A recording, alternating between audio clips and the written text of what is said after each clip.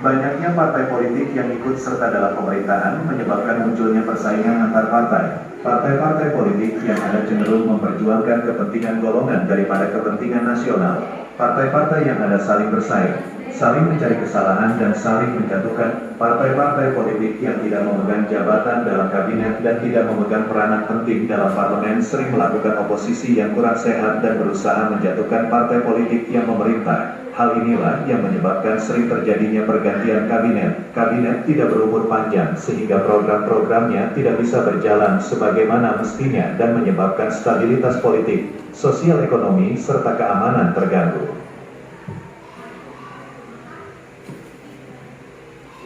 C. Pemilu 1955.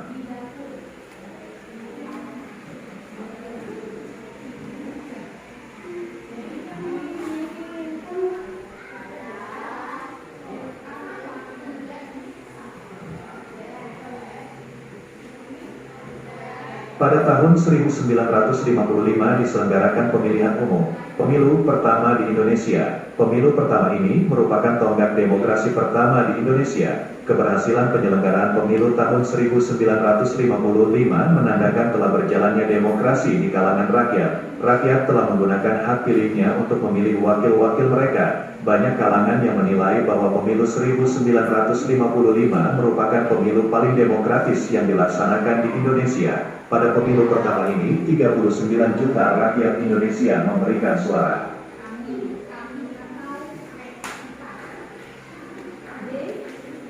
Pemilihan umum 1955 dilaksanakan dalam dua tahap. Tahap pertama dilaksanakan pada tanggal 29 September tahun 1955 dan tahap kedua pada tanggal 15 Desember tahun 1955.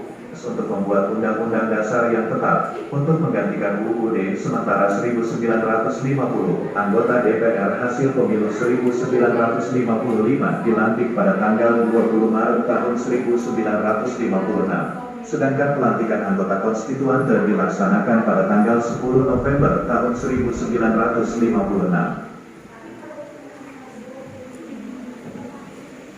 D. Gangguan keamanan.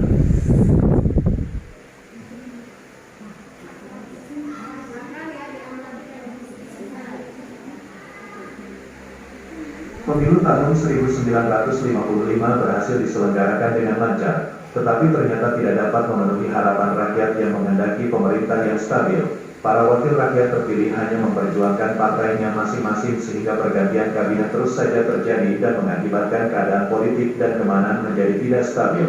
Hal ini menyebabkan munculnya berbagai pergolakan di berbagai daerah. Dalam perkembangannya, pergolakan-pergolakan itu mengarah pada gerakan pemberontakan yang berniat memisahkan diri dari Negara Kesatuan Republik Indonesia. Berikut ini beberapa gerakan pemberontakan yang terjadi pada masa demokrasi parlementer.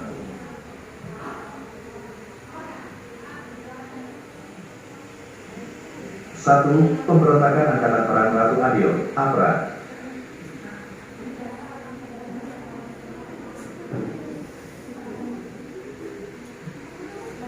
2. Pemberontakan Republik Maluku Selatan, RMS. Ekspedisi militer yang dipimpin oleh Kolonel A.E. Kawilarang, Panglima Tentara dan Teritorium Indonesia Timur.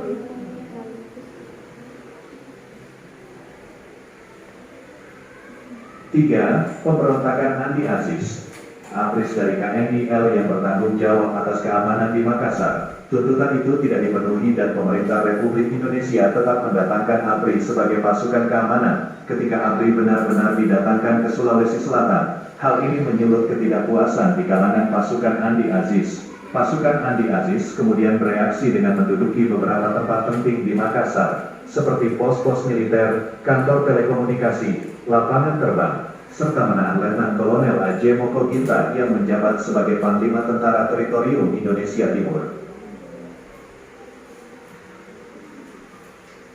Pemerintah RI memerintahkan Andi Aziz untuk menghentikan pergerakannya dan mengultimatum agar datang ke Jakarta dalam waktu 4 kali 24 jam untuk mempertanggungjawabkan tindakannya. Namun Andi Aziz ternyata terlambat melapor. Sementara pasukannya telah berontak, Andi Aziz pun segera ditangkap setibanya di Jakarta dari Makassar. Pasukannya yang memberontak akhirnya menyerah dan ditangkap oleh pasukan militer RI di bawah pimpinan Kolonel Kawilarang.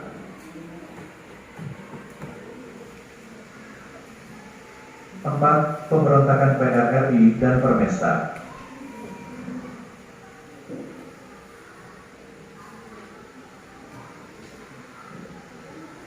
Pemberontakan PRRI, Permesta terjadi di Sulawesi yang disebabkan oleh adanya hubungan yang kurang harmonis antara pemerintah pusat dan pemerintah daerah. Hal itu dikarenakan jatah keuangan yang diberikan oleh pemerintah pusat tidak sesuai anggaran yang diusulkan. Hal tersebut menimbulkan dampak ketidakpercayaan terhadap pemerintah pusat. Selanjutnya dibentuk gerakan dewan, yaitu A. Dewan Banteng di Sumatera Barat dipimpin oleh Letkol Ahmad Hussein. B. Dewan Gajah di Sumatera Utara dipimpin oleh Letkol Simbolon. C. Dewan Garuda di Sumatera Selatan Letkol Barlian. D. Dewan Mamuhi di Sulawesi Utara dipimpin oleh Letkol Vence Sumual.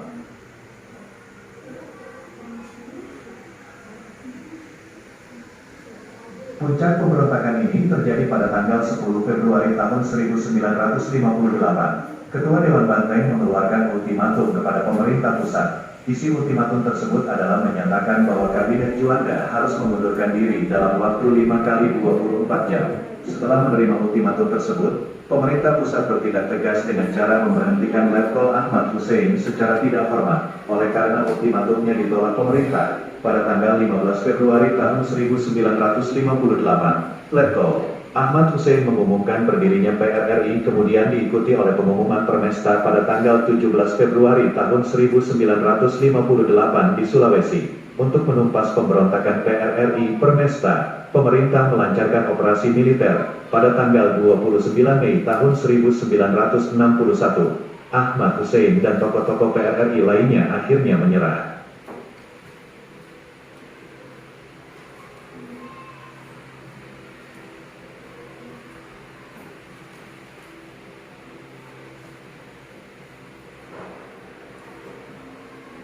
E. Konferensi Asia Afrika, KAA, dan Deklarasi Juanda.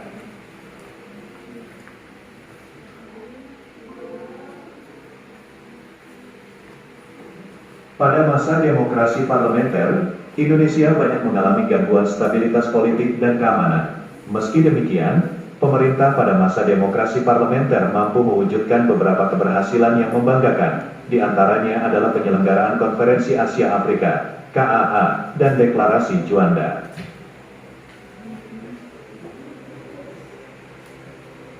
1. Penyelenggaraan Konferensi Asia Afrika, KAA.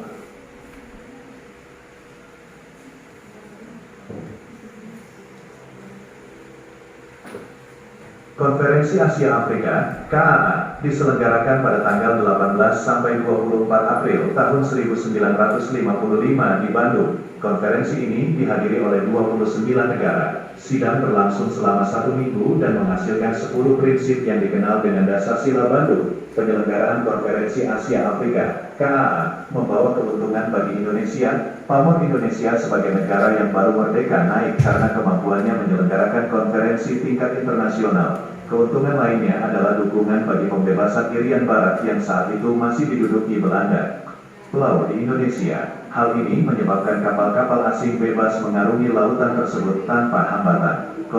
PPD ketiga tahun 1982, United Nations Convention on the Law of the Sea, UNCLOS 1982, pengakuan atas Deklarasi Juanda menyebabkan luas wilayah Republik Indonesia meluas hingga 2,5 kali lipat dari 2.027.087 km persegi menjadi 5.193.250 km persegi.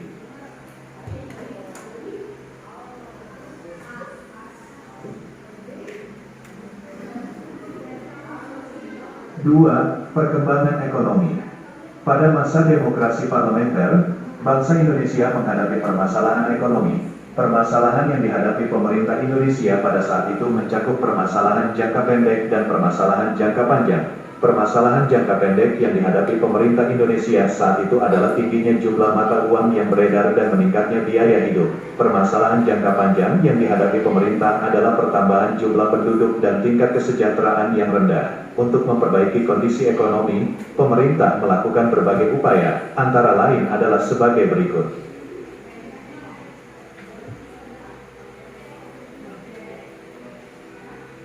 A. Gunting Syafruddin. Dalam rangka mengurangi jumlah uang yang beredar dan mengatasi defisit anggaran, pada tanggal 20 Maret tahun 1950, Menteri Keuangan, Syafruddin Prawiranegara, mengambil kebijakan memotong semua uang yang bernilai Rp2,50 ke atas hingga nilainya tinggal setengahnya. Melalui kebijakan ini, jumlah uang yang beredar dapat dikurangi.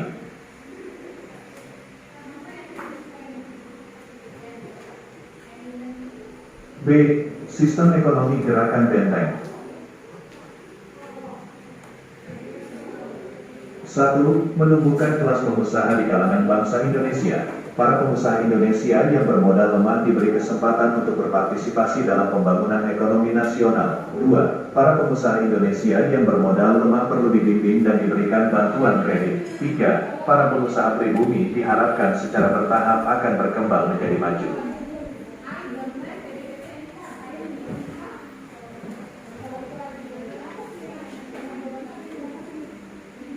Gerakan benteng dimulai pada bulan April tahun 1950. Hasilnya selama 3 tahun, tahun 1950 sampai tahun 1953, lebih kurang 700 perusahaan bangsa Indonesia menerima bantuan kredit dari program ini. Tetapi, tujuan program ini tidak dapat tercapai dengan baik dan mengakibatkan beban keuangan pemerintah makin besar. Tidak dapat tercapainya tujuan gerakan banteng antara lain disebabkan oleh hal-hal berikut.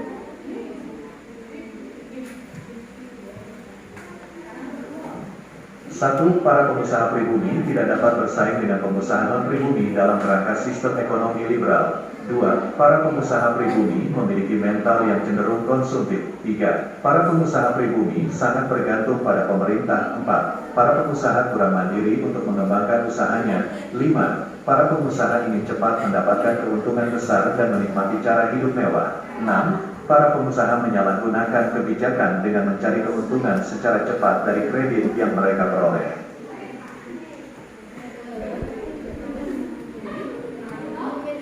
C. Nasionalisasi perusahaan asing.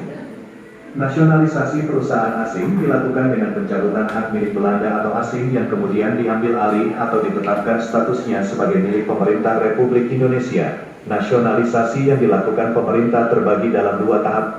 Ekonomi, FINEK. Pada masa Kabinet Burhanuddin Harahap, Indonesia mengirim delegasi ke Belanda untuk merundingkan masalah finansial ekonomi. FINEK, perundingan ini dilakukan pada tanggal 7 Januari tahun 1956. Rancangan persetujuan FINEK yang diajukan Indonesia terhadap pemerintah Belanda adalah sebagai berikut. 1. Pembatalan persetujuan FINEK hasil KMB. 2. Hubungan FINEK Indonesia-Belanda didasarkan atas hubungan bilateral. 3. Hubungan FINEK didasarkan atas undang-undang nasional, tidak boleh diikat oleh perjanjian lain.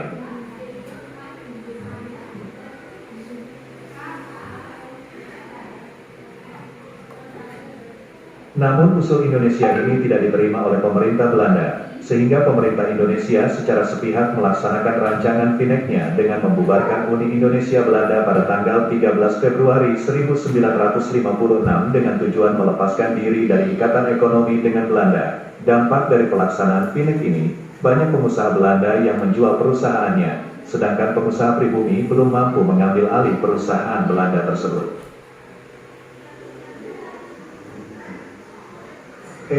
Rencana Pembangunan 5 Tahun, RPLT.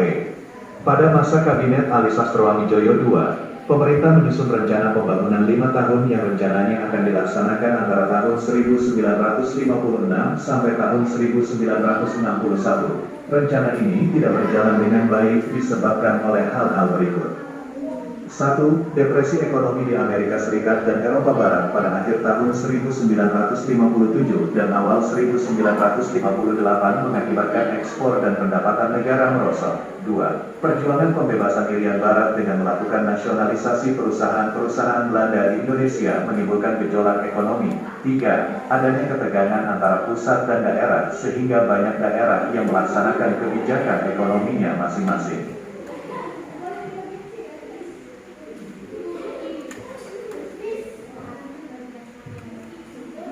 3. Kehidupan masyarakat Indonesia pada masa demokrasi parlementer.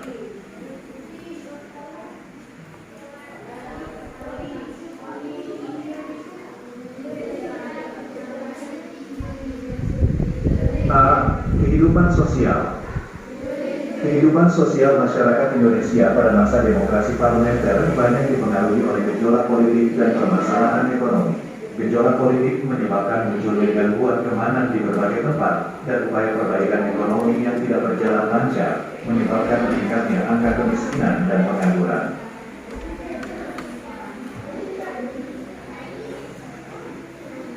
B. Pendidikan. Perhatikan kepada spesialisasi sebab menurut Menteri Pendidikan pada saat itu, bangsa Indonesia sangat tertinggal dalam pengetahuan teknik yang sangat dibutuhkan oleh dunia modern. Menurut garis besar konsepsi tersebut, pendidikan umum dan pendidikan teknik dilaksanakan dengan perbandingan 3:1. Maksudnya, setiap ada 3 sekolah umum, diadakan 1 sekolah teknik.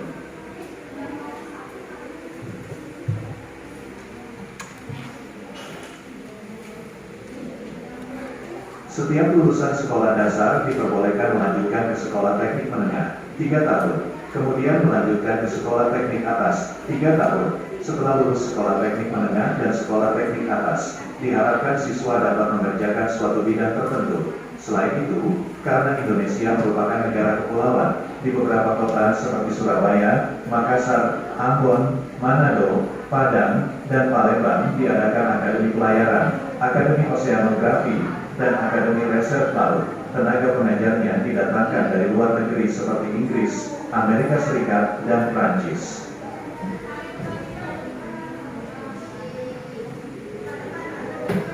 Pada masa demokrasi parlementer, didirikan beberapa universitas baru, diantaranya adalah Universitas Andalas di Padang, Universitas Sumatera Utara di Medan, Universitas Indonesia di Jakarta, Universitas Pajajaran di Bandung, Universitas Airlangga di Surabaya, dan Universitas Hasanuddin di Makassar.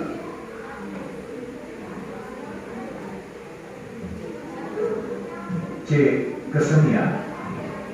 Dalam bidang kesenian, muncul berbagai organisasi seni lukis, seperti Organisasi Pelukis Indonesia, PI, dan Gabungan Pelukis Indonesia, GPI. Selain itu, berdiri pula Akademi Seni Rupa Indonesia, ASRI, di Yogyakarta.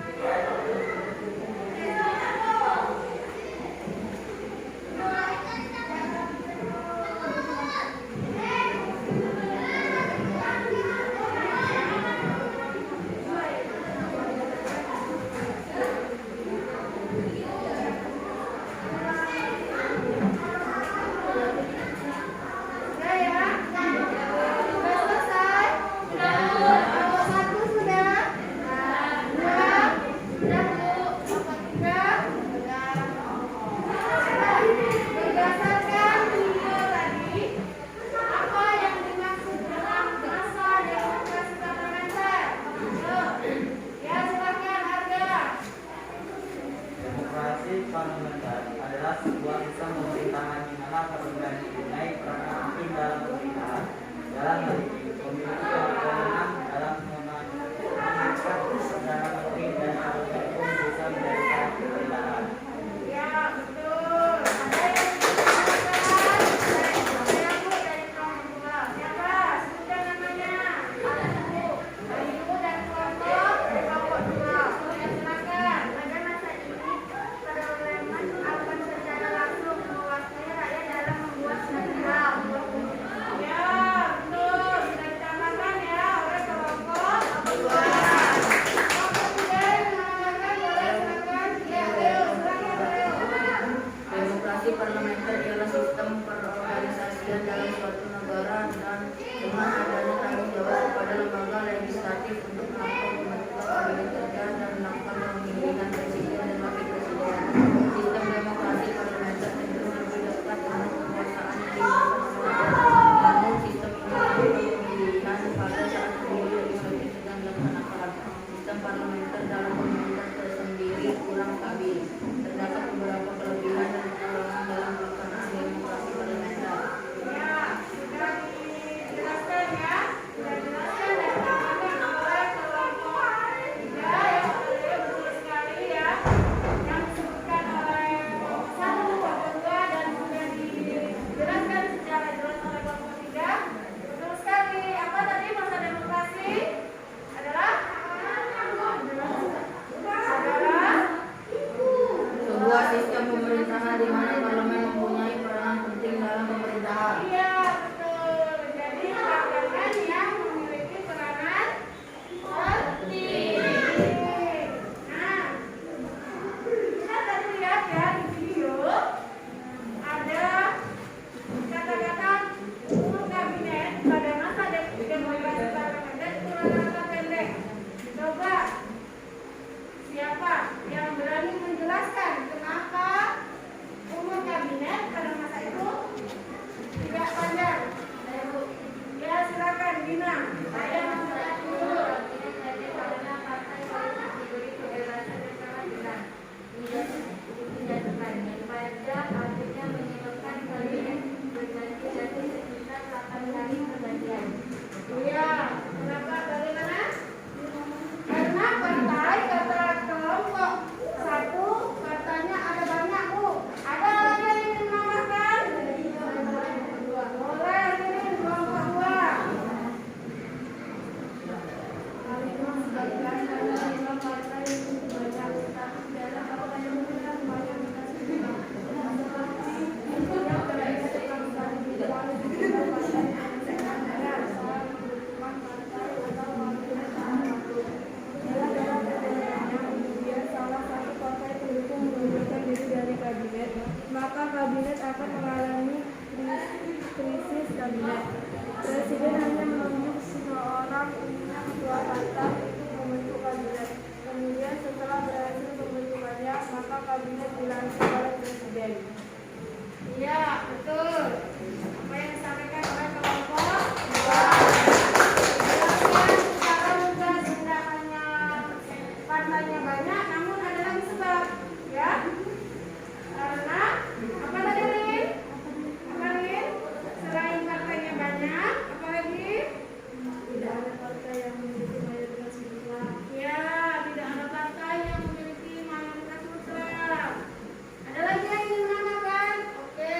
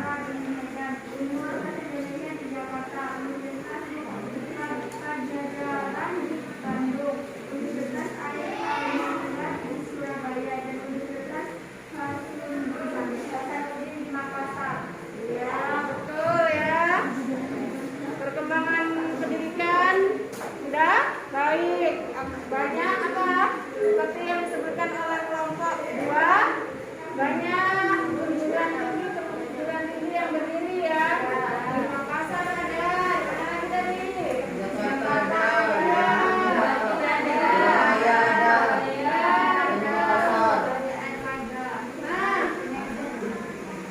untuk memperdalam lagi ya, saya mau memberi kalian beban kerja yang harus dikerjakan ya. Perwakilan kelompok boleh maju ke depan untuk mengambil LKPD-nya. Dari kelompok 3.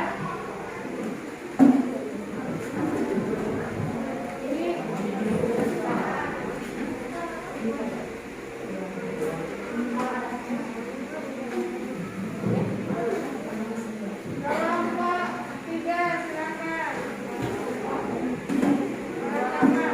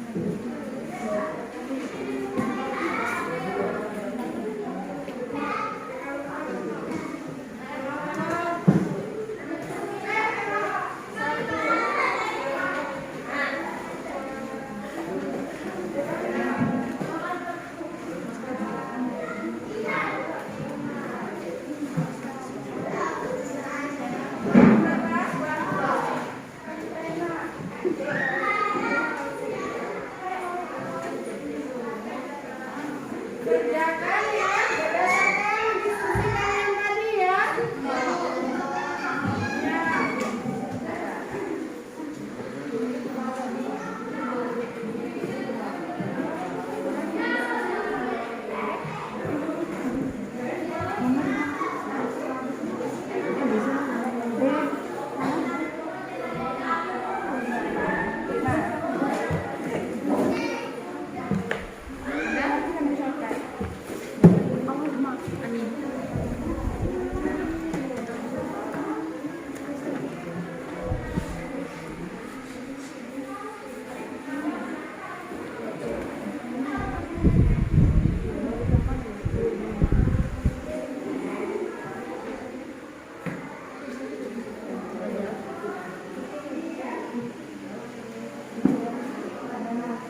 Ada yang ingin ditanyakan?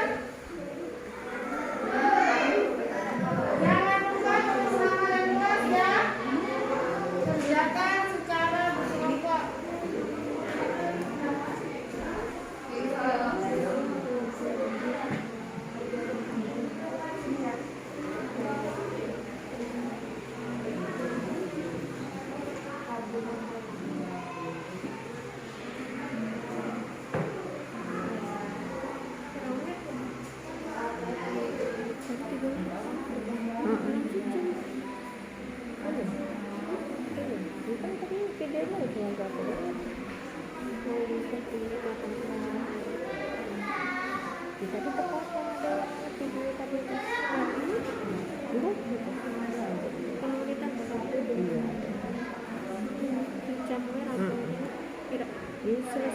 Selesai itu.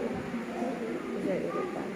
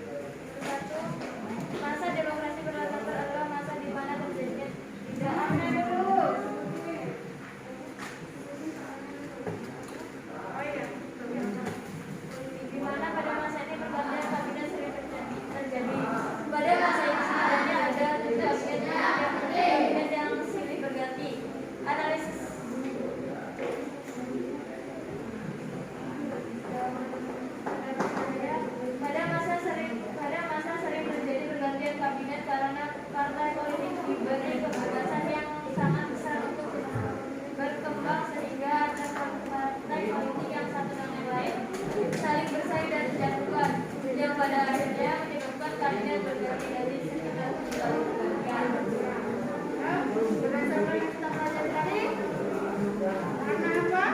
Sering berganti kabinet. Kalau itu pemerintah politik itu tuh memberi kebebasan yang besar. Iya, kebebasan politiknya sangat besar. Ada kelompok lain yang ingin menambahkan?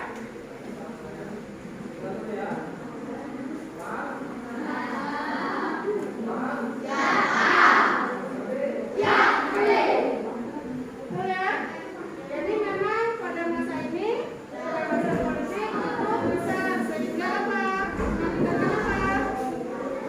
Banyaknya terjadi pergantian kabinet. Iya betul. Betul apa yang dikatakan Anggi. Pada masa ini, ya, apa Anggi? Pada masa ini sering terjadi pergantian kabinet.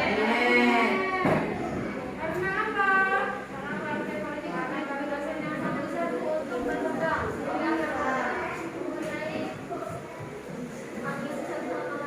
ya, betul. Betul apa yang disebutkan oleh kelompok 3. Kelompok 2 bagaimana?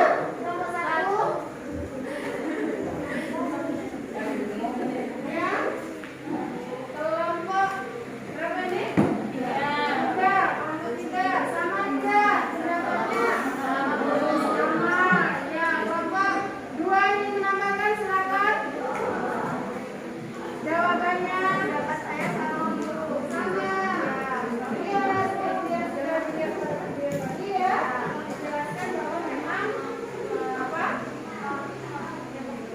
Pergantian kabinet terjadi karena partai politik dibebaskan. Ya, dibebaskan betul ya, betul sekali itu. Jawaban dari Anggi ya, kita akan tepuk tangan dulu untuk lanjut. Kelompok 2 silakan. Yang ingin menjawabnya. Siapa sudah selesai? Oke, Anggi silakan. Yang lain boleh menyimak. Apabila ada yang berbeda silakan diungkapkan. Jelaskan latar belakang seringnya pergantian kabinet pada masa demokrasi parlementer. Kabinet Nasir dari tanggal 6 September 1960 sampai tanggal 21 Maret 1991. Penyebab pergantiannya terjadi banyak pemberontakan sehingga parlementer menyampaikan mosi tidak percaya pada kabinet Nasir. Kedua, kabinet Iman dari tanggal 27 April 1991 sampai tanggal 3 April 1992. Penyebab jatuhnya kabinet ini merupakan karena diserang oleh golongan sendiri dan kebijakan politik luar negeri yang dinilai terlalu condong ke barat atau pro Amerika Serikat.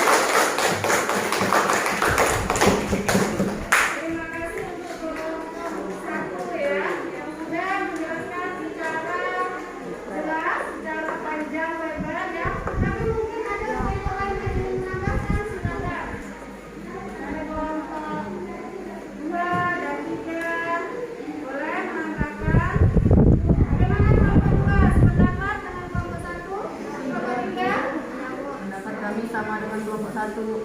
Sama kelompok. Sama bersama kelompok 1 juga. Kamu sudah sama.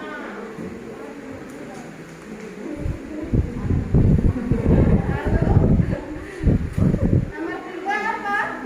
Siapa yang bisa Ayo Bu, menjawab nomor 3? Oke, silakan Leo. bagaimana perkembangan kehidupan masyarakat Indonesia sebelum masa demokrasi parlementer? Uraikan pendapatmu berdasarkan pengamatan yang telah dilakukan.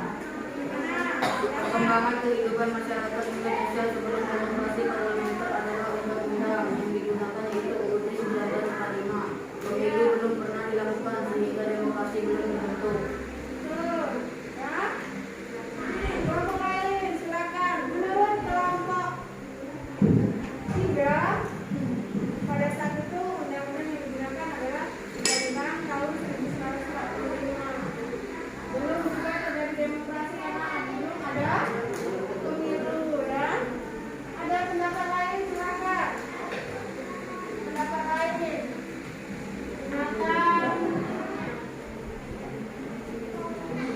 Silakan. Kelompok lain. Mungkin kelompok 1 yang menambahkan. Ya, ini dicoba. Bagaimana?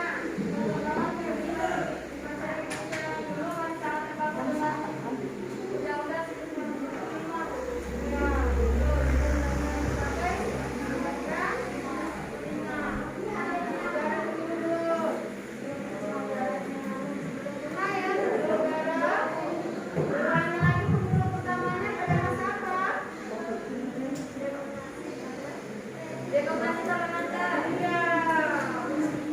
Jadi begitu ya. Ya. Kalau sudah, silakan ditunggu dan mengambilnya. Tinggal jalan kelompok saja. Ya.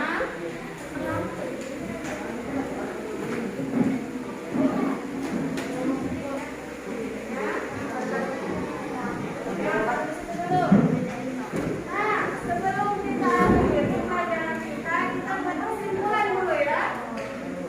Kita sama-sama menyimpulkan. Baik dari kelompok 1, 2, dan 3, silakan ya mencoba menyimpulkan dari apa yang sudah kita pelajari hari ini. Siapa yang mau mencoba menyimpulkan? Ya, silakan Hani. Hani ingin menyimpulkan teman-teman yang lain, silakan ya. Ya, Bu. Kesimpulan pelajaran kita pada hari ini. Kesimpulan Bu, beserta nanti dimulai solusi demokrasi parlementer adalah sebuah sistem pemerintahan di mana parlemen mempunyai peranan penting dalam pemerintahan. Dalam hal ini memiliki wewenang dalam mengangkat perdana menteri dan para pun bisa menjatuhkan pemerintahan. Pada masa ini banyak tuh terjadi pergantian kabinet, perkembangan politik pada masa demokrasi parlementer yang dalam peristiwa jatuh bangunnya kabinet yaitu pada sistem demokrasi parlementer setidaknya terjadi 7 kali ganti kabinet. Hal ini dikarenakan komposisi kekuatan yang berubah-ubah, baik dari posisi maupun pemerintah sehingga kabinet berubah-ubah. Di bidang pendidikan banyak dibangunnya universitas di berbagai daerah. Perkembangan ekonomi pada masa demokrasi parlementer menghadapi permasalahan ekonomi. Permasalahannya itu tingginya jumlah uang yang beredar dan tingkatnya biaya juga jumlah dan defisit general yang sedang. Itu kesimpulan dari kelompok.